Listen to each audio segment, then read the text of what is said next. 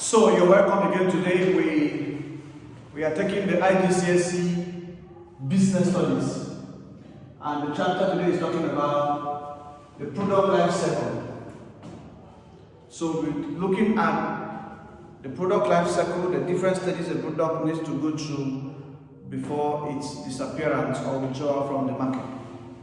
Now, what is product life cycle? I said product life cycle in business studies refers to the stages a product goes through from its introduction to the market until its eventual decline and withdrawal from the market.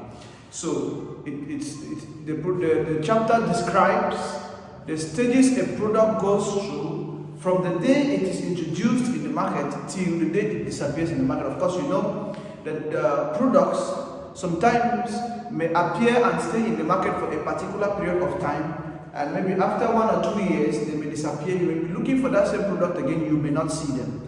So the product life cycle is just trying to explain what can be the situations or the steps that can surround the situation where a product appears in the market and after some time you don't see it again. So that will be the focus of today. The product life cycle illustrates the progression of the product in terms of sales profitability over time. So it means it takes certain characteristics or strategies for a product to be sustained in the market over a certain period of time. Now, to those who understand how business works, it depends on your efficiency in business experience for you to be able to sustain the essentiality of a product or the importance, the value of a product in the market. So we are going to look at the stages. There are 6 different stages. There are 6 different stages. There is a stage 4. The number 1 is the research and development. That is the first stage. It explains the feasibility studies that are carried out to understand what will be the financial cost, what will be the social cost, what will be the labor cost of producing a product. So during research and development, information regarding that product is summarized or is gathered. Remember, during this period, the product is still on paper, is not visible, it's invisible. But capacities or information about the product is gathered. So it means the business from this stage doesn't make any profit. So eventually, if the product doesn't come to reality, it means the businessman has carried out this research and has wasted financial resources because the product didn't really actualize. So at this point, there is no profit for the businessman. Now the second stage is the launch or the introduction stage. The launch and introduction stage, I said new products in the market needs more awareness, promotion, because at this point there is no profit. So when the product is launched, it means it is newly introduced in the market. It needs time for adoption. Why? Because it's new, people don't recognize it, people don't know it. People still doubt if the quality is good, people still doubt if the product can satisfy the need of customers at a certain period of time. So what businesses do is to create more awareness, to increase their promotion activities or marketing activities, to make customers to adopt the product in the market. So at this stage also, there is no profit maximization because the sales at this point is very low. The sales at this stage is very low. The product is not recognized. The product needs time, more awareness for it to be adopted in the market. So the second stage, which is the launch, there is no profit maximization. I said no profit because the sales is still very low because the product is still struggling for it to be adopted in the market. So that is the second stage. After the introduction is the launch of the product. The third is the growth.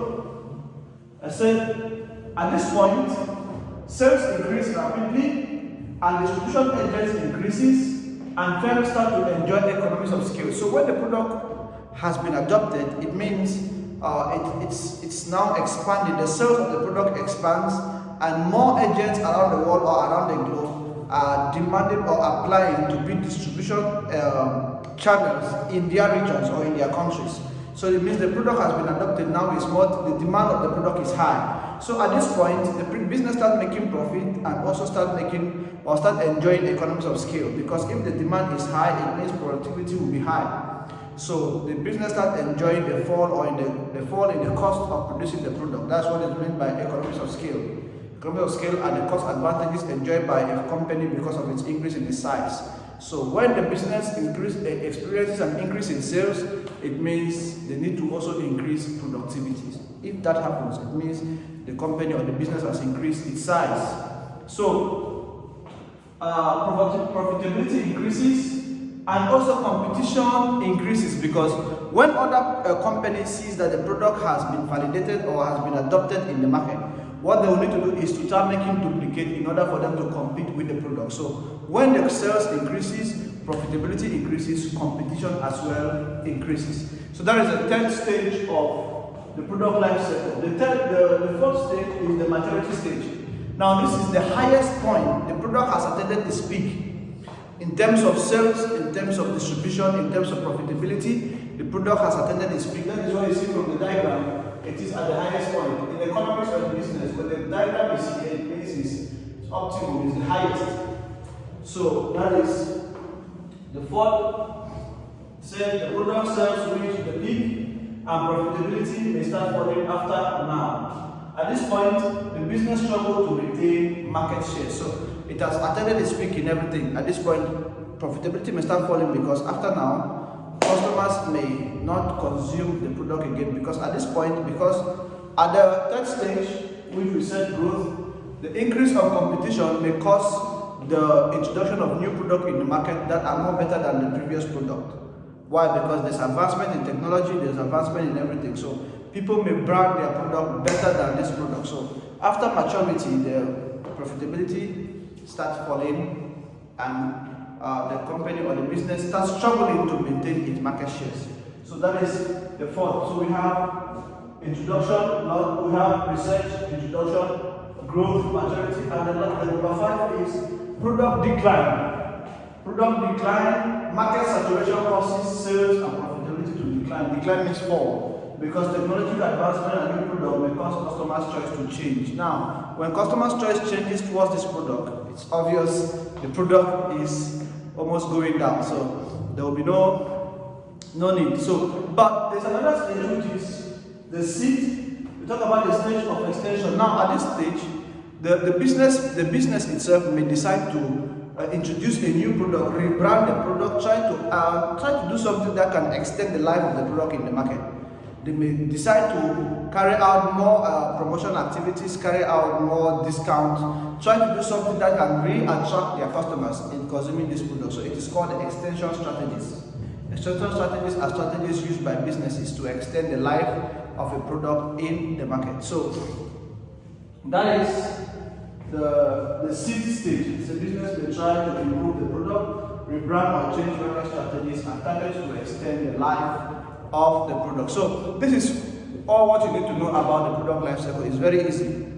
Just know the definition. The product life cycle explains the different stages a product needs to go through the market from the day it is introduced and the day the period it declines from the market. In the IDCS, they will always ask you to with the aid of a diagram to explain or to describe the stages of a product life cycle. Most of the times, for the purpose of you not making mistakes, you may not use research and development.